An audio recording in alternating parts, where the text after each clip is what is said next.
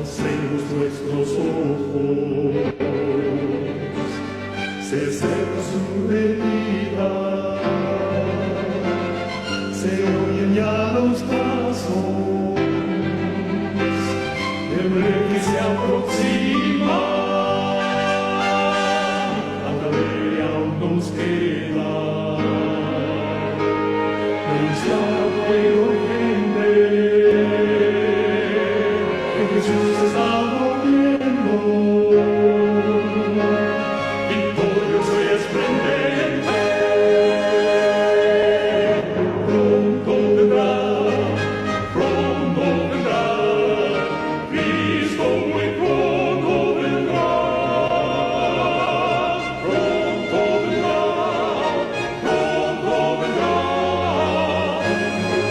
pronto Jesús volverá.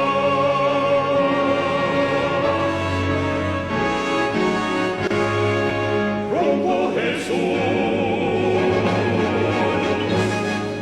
volverá.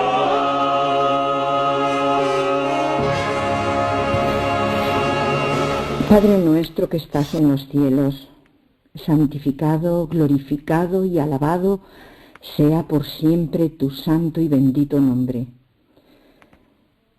Dios nuestro, estamos ante ti un grupito de hijos tuyos en estas santas horas de sábado, para darte las gracias por tantas bendiciones como tú derramas en nuestras vidas cada día. La mayoría de ellas, de las bendiciones, ni siquiera las percibimos. Gracias por ellas, Padre de amor. Gracias también por cada uno de mis hermanos, porque tú nos das descanso un día a la semana, y en este día queremos alabarte y glorificar tu nombre, tu santo y bendito nombre, por sobre todas las cosas. Señor, es una responsabilidad cada vez que tú me eliges para dar un tema. Este tema tú lo has puesto en mi corazón, y yo quiero suplicarte humildemente, buen Dios, que ni una sola de las palabras que salgan por mi boca sean mías.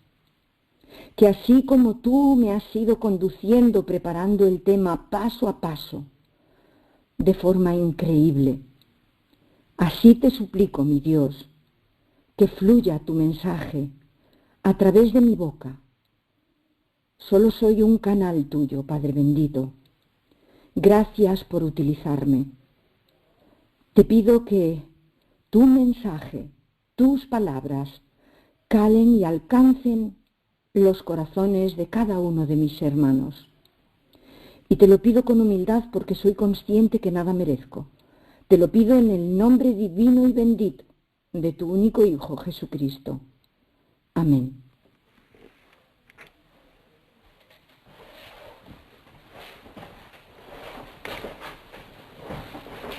Bueno, mis hermanos, el tema de hoy lo he titulado Los 4 grupos. ¿De qué estará hablando la hermanita Santi? Pues sí, después de estudiar la palabra de Dios y de meditar en estas cosas, sobre todo en los temas de los tiempos del fin, en las profecías de los tiempos del fin, que es lo que más nos atañe a las personas que estamos en la verdad presente, se percibe claramente que en el momento de la venida de Cristo va a haber 4 grupos muy bien definidos, 4 grupos diferentes de hermanos. ¿Qué grupos son? Pues los mártires, los 144.000, la gran multitud y este último grupo, los que no se van a salvar, los impíos, los perdidos. Vamos a intentar desmenuzarlos y estudiarlos uno por uno. Voy a comenzar con los mártires.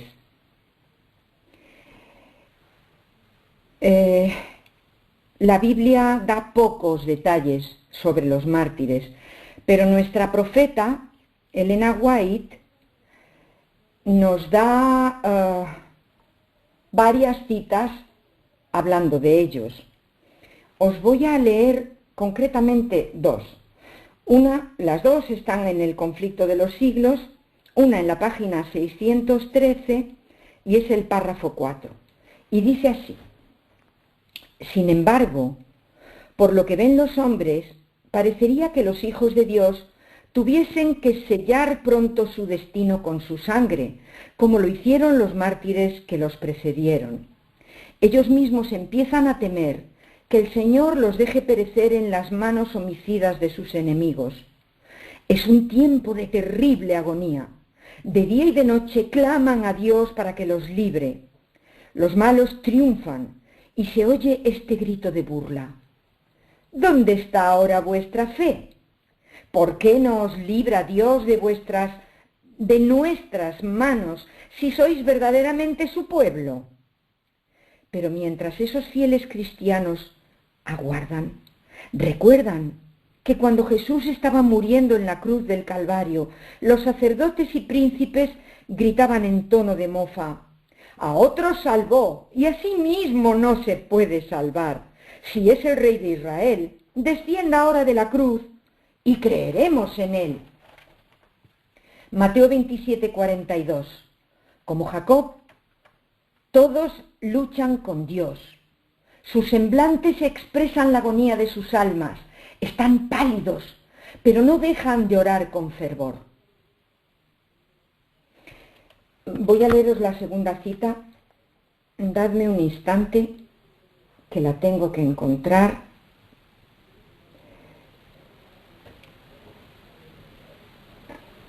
Aquí la tengo. El ojo de Dios, al mirar al través de las edades, se fijó en la crisis a la cual tendrán que hacer frente su pueblo.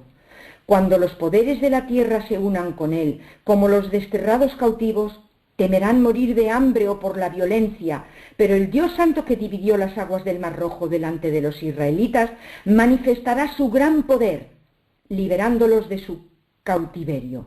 Ellos me serán un tesoro especial, dice Jehová de los ejércitos. En aquel día que yo preparo, me compadeceré de ellos, como un hombre se compadece de su mismo hijo que le sirve. Malaquías 3:17. Si la sangre de los fieles siervos de Cristo fuese entonces derramada, no sería ya como la sangre de los mártires primeros, semilla destinada a dar una cosecha para Dios. Su fidelidad no sería ya un testimonio para convencer a otros de la verdad, pues los corazones endurecidos han rechazado los llamamientos de la misericordia, hasta que éstos ya no se dejan oír. Si los justos cayesen entonces, presa de sus enemigos, sería un triunfo para el príncipe de las tinieblas. El salmista dice: me esconderá en su pabellón en el día de calamidad, me encubrirá en lo recóndito de su tabernáculo. Salmos 27:5. Cristo ha dicho: ven, pueblo mío, entra en tus aposentos, cierra tus puertas sobre ti, escóndete por un corto momento hasta que pase la indignación, porque he aquí que Jehová sale de su lugar para castigar a los habitantes de la tierra por su iniquidad. Isaías 26:20. Gloriosa será la liberación de los que lo han esperado pacientemente y cuyos nombres están escritos en el libro de la vida. Conflicto de los Siglos, página 116, párrafo 4. Hermanos, esto asusta pensar lo que se le viene encima al pueblo de Dios. Los mártires padecieron torturas, incluso la muerte. Pero como bien nos comenta Elena, eso sería porque se necesitaba que fuesen semilla. Miles y miles de personas, cuando veían morir en la hoguera aquellos mártires, Decían, grande y poderoso tiene que ser el Dios en el que creen. Y yo, para que vosotros, mis queridos hermanos, no sintáis miedo, por si os llegara a tocar, podría tocarnos a cualquiera, formar parte de este grupo de los mártires. Yo os voy a contar una historia, ya la he contado alguna vez, porque fue una historia que me impactó profundamente. Yo tenía mucho miedo de que algún día me tocara formar parte de ese grupo, pero cuando escuché aquella historia, y la he escuchado ya varias veces desde varios lugares distintos, aquella historia me tranquilizó absolutamente. A día de hoy puedo aseguraros que no tengo ningún temor de que Dios me elija para estar en ese grupo, porque creo que muy poco he de vivir si no voy a vivir la venida de Cristo sin pasar por la muerte. Si Dios me tiene destinada a la muerte previa, no me va a importar nada. Sea cual sea la voluntad de mi Dios, yo me pongo en sus manos y confío plenamente en Él. Os voy a contar esta historia. Sucedió en la guerra de Bosnia-Herzegovina. Los que sois muy jóvenes seguramente no sabéis de qué guerra estamos hablando. Fue en Europa, en la zona de los países del este, y básicamente, como prácticamente todas las guerras, en el fondo subyacía el odio o el enfrentamiento entre dos fundamentos religiosos, el cristianismo y el islamismo. La historia era de una joven, adulta ya, pero joven todavía, que fue apresada y la instaron a maldecir a Dios y renegar de su fe cristiana. Esta joven se negó rotundamente y fue sometida a terribles torturas. La guerra terminó repentinamente de un día para otro, las cárceles fueron abiertas, sobre todo las cárceles de presos políticos. Supuestamente esta joven era una presa política, la política de Dios contra la política de Satanás. Y cuando la rescataron, estaba prácticamente agonizando.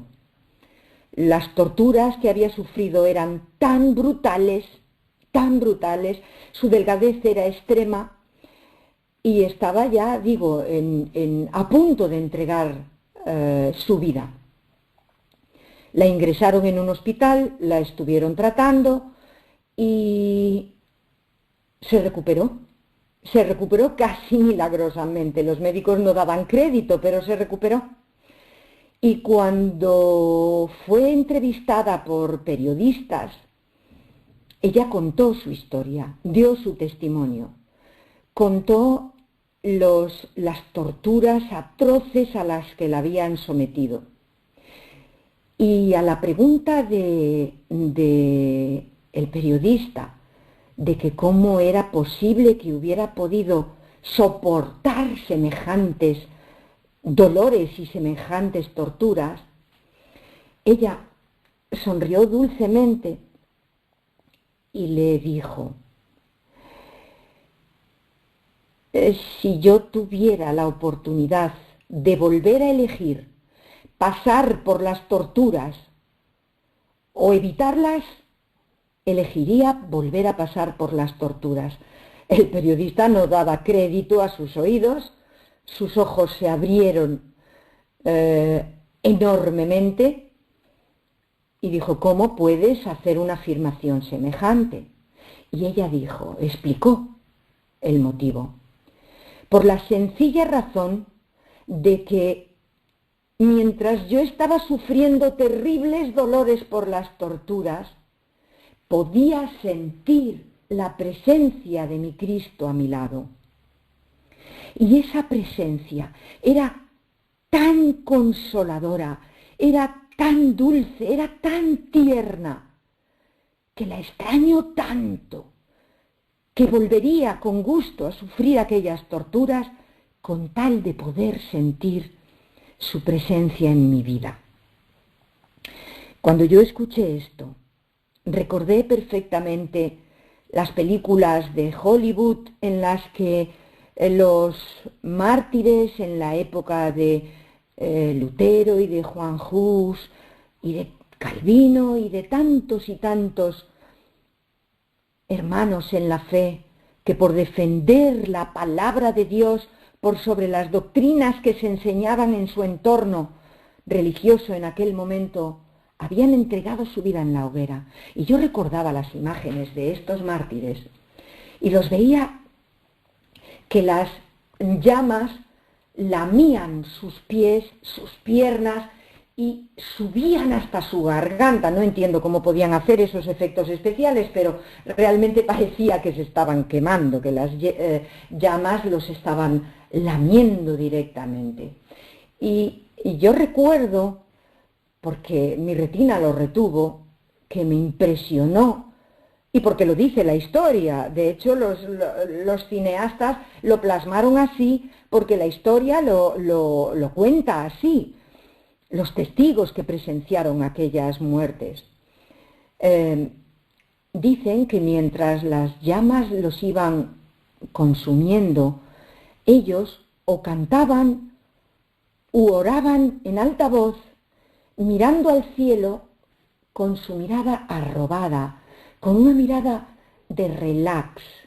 Y yo decía, Dios mío, no hay tratamiento en el mundo, ni anestesia que te permita estar consciente con los ojos abiertos, coherente y sufriendo la agonía terrible de las quemaduras. Todos nos hemos quemado alguna vez. Te quemas un poquito en un dedo, ¡wow! Y ya cómo duele ese dedo durante mucho rato con un dolor y un escozor intenso, y es una pequeña quemadura. ¿Cuánto más esas llamas quemándote las piernas y hasta la cara? Imposible que nadie tenga autocontrol para desafiar al dolor de esa manera. Es evidente que hay un poder sobrenatural que está obrando ahí. Y ese poder sobrenatural, mis queridos hermanos, no es otro que Cristo mismo, a nuestro lado. ¿Qué problema tiene Cristo de anular totalmente los efectos de la tortura? Por eso, mis hermanos, aunque este primer grupo del que os hablo sean los mártires, no deseo que sintáis temor. Recordar a la joven de Bosnia, recordar a los mártires de la época del medievo, de los reformadores. Si Dios tuvo ese poder con ellos, si a mí me tocara estar en este grupo, ¿qué temor puedo tener? Si Dios va a estar conmigo, si yo voy a sentir la presencia de su Hijo a mi lado, que me va a reconfortar tanto que no me van a importar las torturas. Y de todas formas, la hermana Elena nos dice que no van a caer mártires todos los que estén en las prisiones, todos los que estén siendo torturados. Las prisiones se abrirán, como se hizo con los apóstoles, que cayeron las cadenas y se abrieron las puertas y pudieron salir de ellas libremente. Dios nos ha dado muestras anteriores de lo que puede hacer por nosotros. ¿No lo va a hacer ahora también? Claro que sí. Alguno puede que acabe muriendo, pero muy pocos, porque ya no se precisa esa semilla de la sangre de los mártires. Dios va a actuar con poder y los va a rescatar. Ese es el primer grupo, mis hermanos. El segundo son los 144.000. ¿Qué cristiano, y mucho más que adventista, no sabe de los 144.000? ¿Sabéis? Durante mucho tiempo yo me pregunté, ¿qué característica tendrán esos 144.000 que los distingue del resto de los salvos? ¿Qué será? Y yo me lo preguntaba, y me lo preguntaba una y otra vez, una y otra vez. Y finalmente, un día, casualmente, y no creo en las casualidades, yo creo en la dirección divina. Dios me ha conducido con mano fuerte y poderosa a lo largo de mi historia, desde que era muy joven. Y lo va a seguir haciendo, no tengo ninguna duda.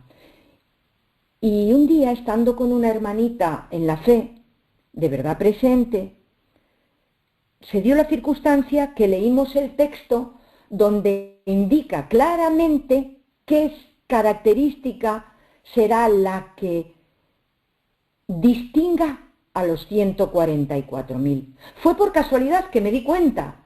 Dije, ¡ah, caramba! Aquí está la clave. Ahora sé qué es lo que distingue a los 144.000 del resto de los salvos. Y lo vais a ver tan claro como lo vi yo, queridos hermanos.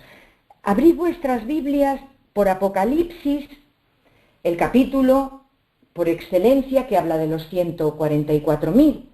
Apocalipsis 14, versículo 1. Os lo voy a leer en la versión Peshitta.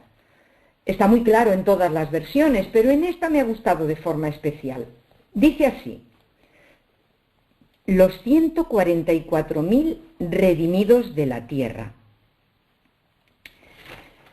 Ese es el título del capítulo. Dice, luego vi, Juan está viendo lo que Dios le está mostrando. Imagino que lo vio en imágenes, claramente. Dice, luego vi, y he aquí, que el Cordero estaba de pie sobre el monte de Sión, y con él la cantidad de 144.000. Y aquí viene la característica que yo tanto anhelaba conocer y que la había leído miles de veces, bueno, no sé si miles, pero quizá algunos cientos, y nunca me había quedado con ese detalle. Aquí viene esa característica, hermanos, prestemos atención. Dice, los cuales tenían escrito su nombre, o sea, el nombre del Cordero, porque dice, luego vi, y he aquí que el Cordero estaba de pie sobre el monte de Sión, y con él la cantidad de 144.000, los cuales tenían escrito su nombre, es decir, el nombre del Cordero, y el nombre de su Padre escrito en sus frentes. ¡Wow! Maravilloso. O sea que, queridos hermanos, lo que va a distinguir a los 144.000 del resto de los salvados es que ellos tendrán escrito en su frente el nombre del Padre y de su Hijo. Es así de simple y de sencillo. ¿Cómo es posible que estuviera tan claro y nunca lo había captado? Es decir, los 144.000 serán todos aquellos que hayan alcanzado a comprender que hay un solo Dios, como lo dice en muchas partes de la palabra, el Padre, y que ese Dios tiene un Hijo, Jesucristo, el Cordero de Dios que dio su vida por mí. O sea, el Padre y su Hijo, únicamente. Aquí no hay un tercer Dios, un tercer ser divino. Y estos además son los que en el versículo 4 de Apocalipsis 14 dice que no se contaminaron con mujeres.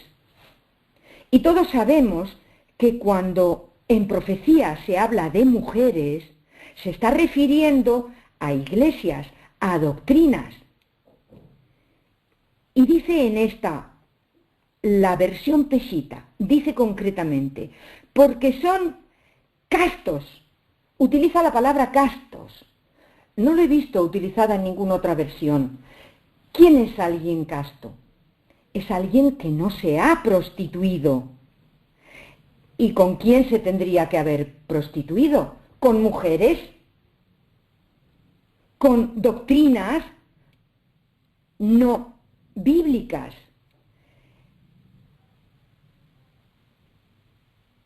Y sobre todo que no se han prostituido, que no están ebrias con el vino de Babilonia.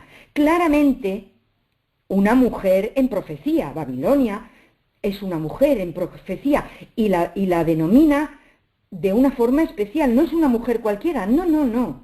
Es la madre de las rameras.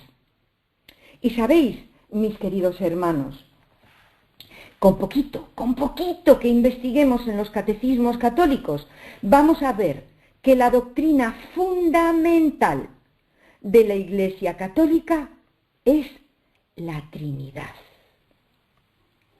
Es la base.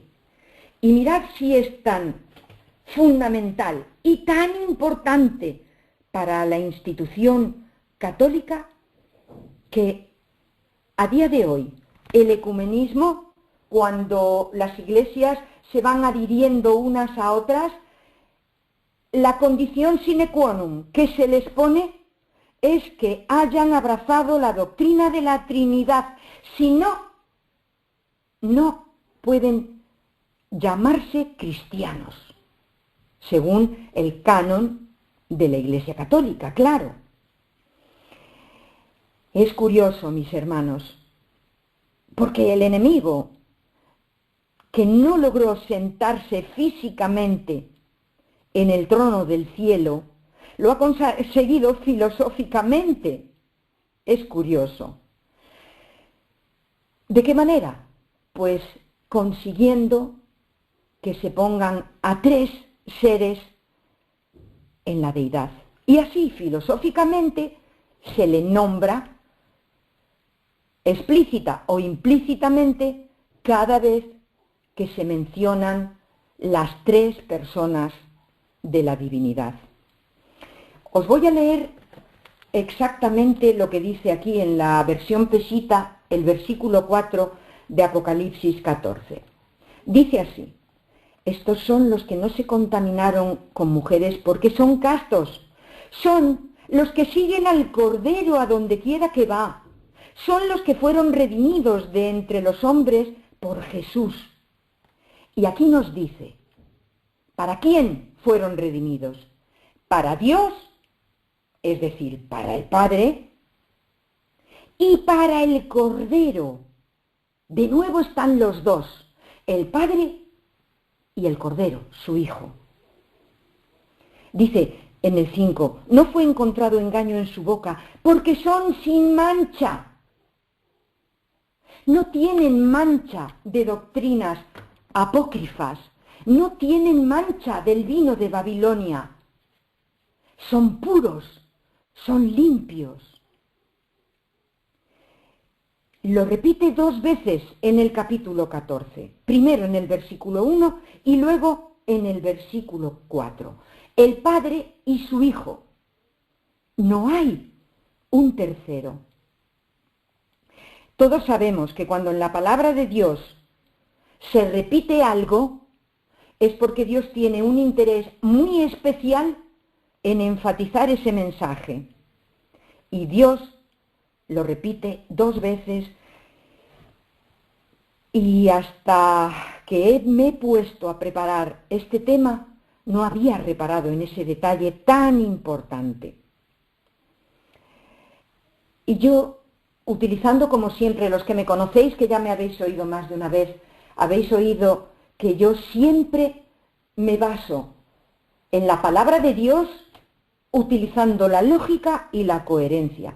Utilizando la lógica y la coherencia, con 14 años me enfrenté a toda mi familia y les dije que yo no podía creer en Dios. Yo creía que era atea y que yo no creía en Dios. Después, cuando conocí al Dios de la Biblia, descubrí que en lo que no creía eran en las doctrinas católicas, porque eran irracionales, sobre todo la doctrina del infierno. era tan absurda, era un Dios tan malvado, que yo lo rechacé de plano, y yo creí que rechazando aquellas doctrinas rechazaba a Dios, pero no, rechazaba a la Iglesia Católica, las doctrinas de la Iglesia Católica. Entonces, vamos a aplicar de nuevo aquí la lógica, mis hermanos. Si realmente existiera esa tercera persona en la deidad, pregunto, hermanos, ¿cómo es posible que Cristo, que según el texto de Apocalipsis 19:10, y os lo leo,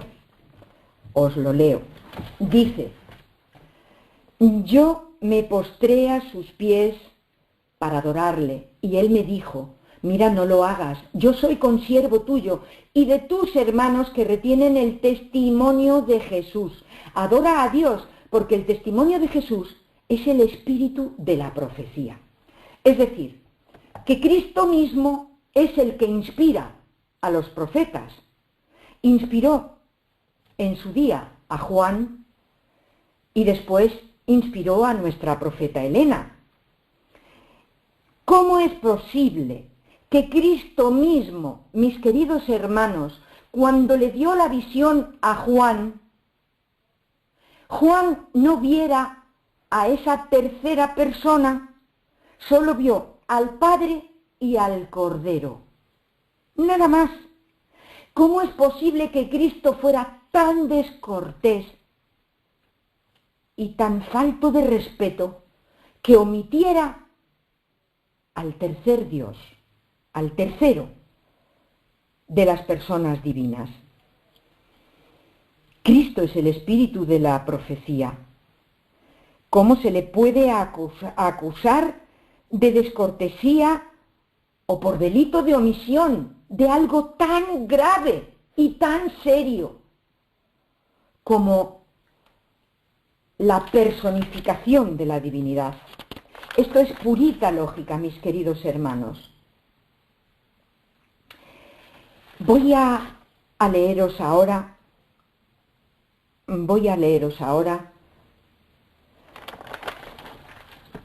los textos de Elena que nos hablan de los 144.000. Estamos en el segundo grupo. El primer grupo eran los mártires, el segundo grupo son los 144.000. Vamos a ver cómo los describe nuestra profeta Elena White.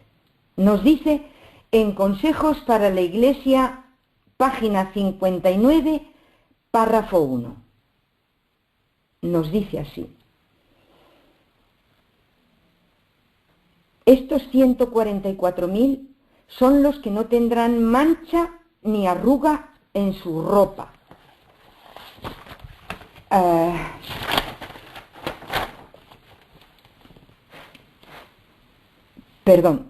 Traspapelado. Consejos para la Iglesia, página 59, párrafo 1, exacto. Los 144.000 estaban todos sellados y perfectamente unidos. En su frente llevaban escritas las palabras Dios y Nueva Jerusalén. Eso lo vemos en algún otro texto que ahora no lo tengo a mano, de Apocalipsis, que dice el nombre del Padre, del Hijo y de la Nueva Jerusalén. Y Elena White lo repite aquí. Dice: en su frente llevaban escritas las palabras Dios y Nueva Jerusalén, y además una brillante estrella con el nuevo nombre de Jesús. Otra vez Elena se ha olvidado de mencionar a este tercero.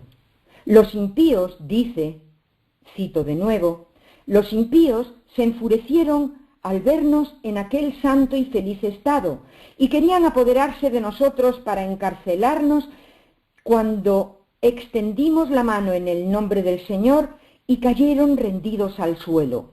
Entonces conoció la sinagoga de Satanás que Dios nos había amado a nosotros, que podíamos lavarnos los pies los unos a los otros y saludarnos fraternalmente con ósculo santo. Y ellos adoraron a nuestras plantas. Nos dice otra vez en la página 61 de Consejos para la Iglesia, en el párrafo 1 de nuevo, dicen: juntos entramos en la nube y durante 7 días fuimos ascendiendo al mar de vidrio, donde Jesús sacó coronas y nos las ciñó con su propia mano. Nos dio también arpas de oro y palmas de victoria. En el mar de vidrio, los 144.000 formaban un cuadro perfecto. Algunas coronas eran muy brillantes y estaban cuajadas de estrellas, mientras que otras tenían muy pocas, y sin embargo, todos estaban perfectamente satisfechos con su corona. Iban vestidos con un resplandeciente manto blanco desde los hombros hasta los pies. Había ángeles en todo nuestro derredor, mientras íbamos por el mar de vidrio hacia la puerta de la ciudad. Jesús levantó su brazo y, potente y glorioso, posándolo,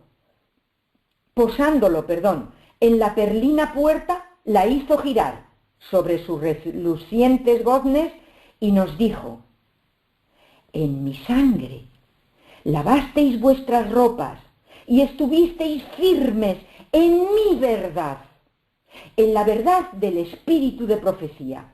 Eso es mío.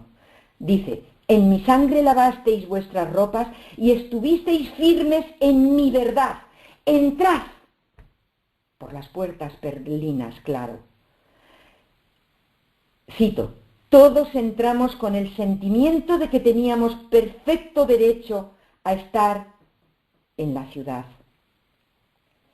Fin de la cita.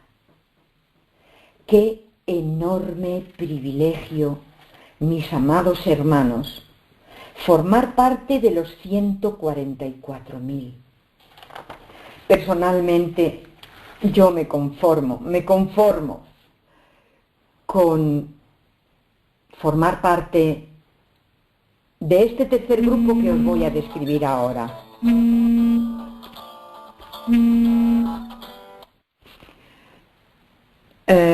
Disculpar, me entró una llamada. Me conformo con formar parte del tercer grupo. ¿Recordáis cuál era el tercero? Y si estoy el último de la fila de este tercer grupo, seré feliz, seré inmensamente feliz. Este tercer grupo, la Biblia lo denomina la gran multitud. ¿No nos hemos preguntado todos alguna vez quiénes son estos salvados? ¿Quiénes son estos? Desde luego no son los mártires, no son los 144.000, forman parte de una gran multitud. Son el resto de los creyentes. Los que aceptarán la sangre redentora de Cristo mediante la obra de los 144.000. Son los obreros de la hora 11ª y todos aquellos creyentes en Cristo, sea cual sea su denominación religiosa, incluidos muchos ministros de nuestra fe adventista, que nunca llegaron a la comprensión de que solamente hay un solo Dios, como toda la vida proclamaron los hebreos, los judíos. Hay un solo Dios, como Cristo mismo dijo, y un solo mediador, Jesucristo hombre. Son estas personas que todavía han conservado algo de la ebriedad del vino de Babilonia, del licor más poderoso de Babilonia, que es la Trinidad. Son estos hijos de Dios, sinceros de corazón, incluso predicadores insignes, famosos entre el pueblo de Dios, hombres que han atraído a las filas de Dios y de su Hijo a muchas personas por su tesón, por su predicación del Evangelio.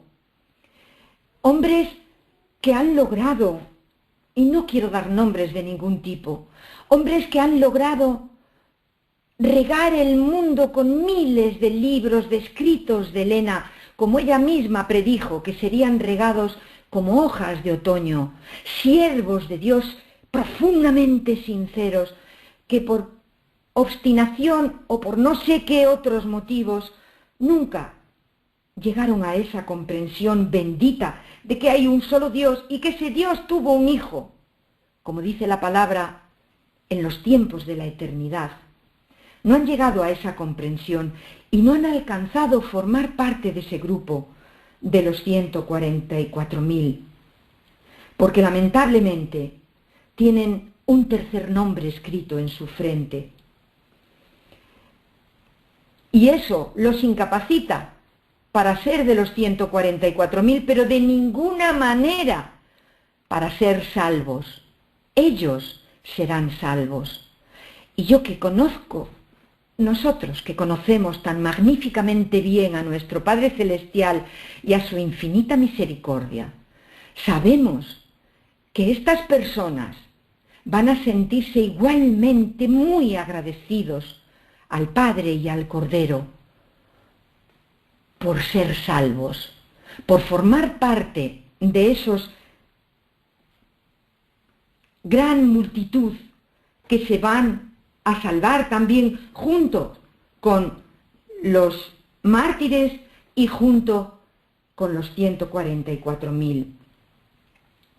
Yo siempre me preguntaba, con los millones de creyentes sinceros que hay en el mundo, ¿es que solo se van a salvar los 144.000?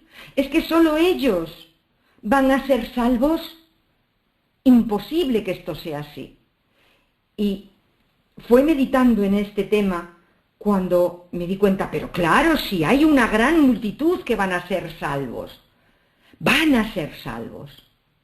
Aunque triste y lamentablemente hayan rechazado al Padre y al Hijo como únicos en la deidad. Ciertamente habrá una gran multitud que se va a salvar. Y os repito, yo quisiera estar el último de la fila de este hermoso y glorioso grupo, mis queridos hermanos. Gloria a Dios, que nos deja en su palabra claramente la verdad y el conocimiento suficiente para poder esclarecer las dudas que se presentan en nuestra mente. Porque cuando Dios me mostró con Apocalipsis 14:1 esa magnífica verdad, dije, caramba, tanto tiempo leyendo este texto y no lo había comprendido en cabalidad. Él cumple su promesa de que la palabra de Dios no es necesario que la interpreten los grandes eruditos, los grandes teólogos. Si Él es capaz de hablar a nuestro corazón, de hablarle a una pobre mujer como soy yo, que no soy erudita para nada, que no tengo ninguna carrera y menos de teología, pequeños estudios, pequeñas cosas, pero nada de teología. Si Dios es capaz de mostrarme una verdad tan sencilla como esta, de una forma tan clara y tan nítida, es que realmente Él cumple su promesa de que su palabra ha sido escrita también para los indoctos. Gloria a Dios, que nunca se contradice, que nunca nos miente y que tiene tanta luz que hasta los más simples podemos percibirla. Gloria a Dios. Y ya nos queda, mis queridos hermanos, el último grupo. Este es el más triste de todos. Este es el más el que más encoge mi corazón. Ese grupo, que lamentablemente va a ser mayoritario, sobre todo en este tiempo del fin, y a lo largo de la historia, dice la palabra que un tercio de los pobladores de la tierra se van a perder. ¡Qué triste! Esos son los impíos, los que se pierden. Ellos forman parte de este cuarto grupo, de este lamentable y triste grupo, los que se van a perder. Mis queridos hermanos, que tu experiencia, junto con la mía, sea de formar parte de cualquiera de los tres primeros grupos. No tengamos temor si nos toca ser de los mártires. No tengamos miedo al sufrimiento, al dolor físico, porque si Cristo está conmigo, ¿quién contra mí? Si hemos de ser de los 144.000, gloria a Dios, porque Cristo dijo que en el tiempo del fin, no lo dice con estas palabras, pero dice que los redimidos harán aún mayores prodigios de los que Él mismo hizo en su paso por la tierra. No solo resucitarán muertos, curarán enfermos, como hizo Cristo, que eran cosas magníficas, que luego repitieron los apóstoles, pues los 124.000 harán cosas mayores que las que Cristo mismo hizo. Sería un gran privilegio formar parte de ese grupo. Pero nos queda el tercer grupo de los redimidos, esa gran multitud. En cualquiera de estos tres grupos, hermanos, que Dios nos coloque en el grupo que Él considere más adecuado, el grupo en el que yo le voy a traer más honra y más gloria, que lo elija Él por mí, porque yo no sé cuál es el que yo podré defender con mayor dignidad y con la fuerza y el poder que solo proviene de lo alto. Así es que, mis queridos hermanos, luchemos todos y cada uno de nosotros por formar parte de cualquiera de los tres, sin temor, con plena fe y confianza en que aquel en quien he creído y con mano tan poderosa me sacó primero de la Iglesia Católica con 14 años, enfrentándome a toda mi familia, a toda una enorme y profunda tradición católica. Luego me llevó a la Iglesia Adventista. Con poder y mano poderosa también me sacó de ella. Ahora formo parte de la verdad presente, esta Iglesia que, como dijo Cristo a la mujer samaritana, llegará el día, y el día ha llegado, en que adoraremos en espíritu y en verdad, no en el santuario ni donde adoraban los samaritanos, no, en espíritu y en verdad. Y añade, porque mi Padre a tales adoradores busca que le adoren. Ahí, en esa situación estoy yo ahora mismo, adorando en espíritu y en verdad, al Padre y al Hijo que Él sacrificó por mí, a su único Hijo que Él sacrificó por mí. Me sacó con mano poderosa de la institución adventista, de la que ya no formo parte. Soy adventista porque fui instruida por ese magnífico pueblo del que siempre me sentí orgullosa.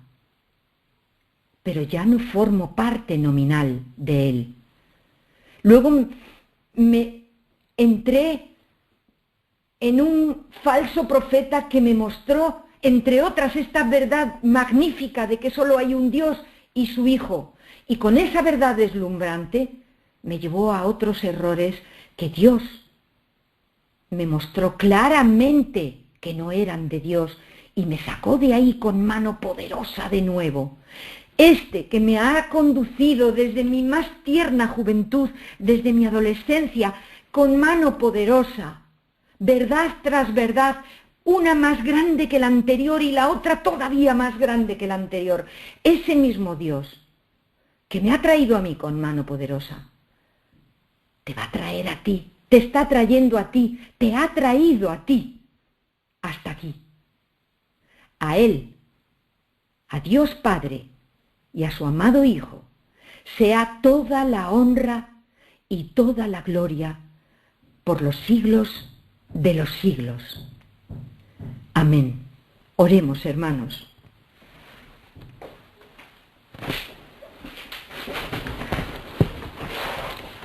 Padre bendito, de rodillas ante tu presencia, aclamo tu santo y bendito nombre y el nombre de tu Hijo. Benditos y alabados seáis aquí en la tierra, como lo sois allá en el cielo. Y como se negó a alabar a tu Hijo, aquel tercero, que anheló con toda su alma subir y sentarse en el trono, y que lo ha conseguido lamentablemente, filosóficamente.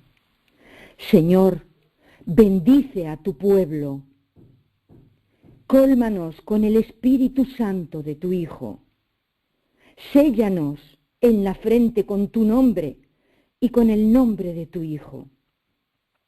Perdónanos por nuestros pecados, perdónanos por nuestras omisiones, por nuestras debilidades, y atráenos hacia ti con mano poderosa. Señor, yo te pido esto para todos y cada uno de tus hijos en el mundo entero, y no te lo pido en mi nombre, pues nada soy, nada merezco. Te lo suplico a través del único mediador que hay entre tú, Padre bueno, y nosotros, hombres pecadores, en el nombre del que dio su sangre por mí y por cada uno de mis hermanos, en el nombre divino y bendito de Jesucristo tu Hijo. Amén.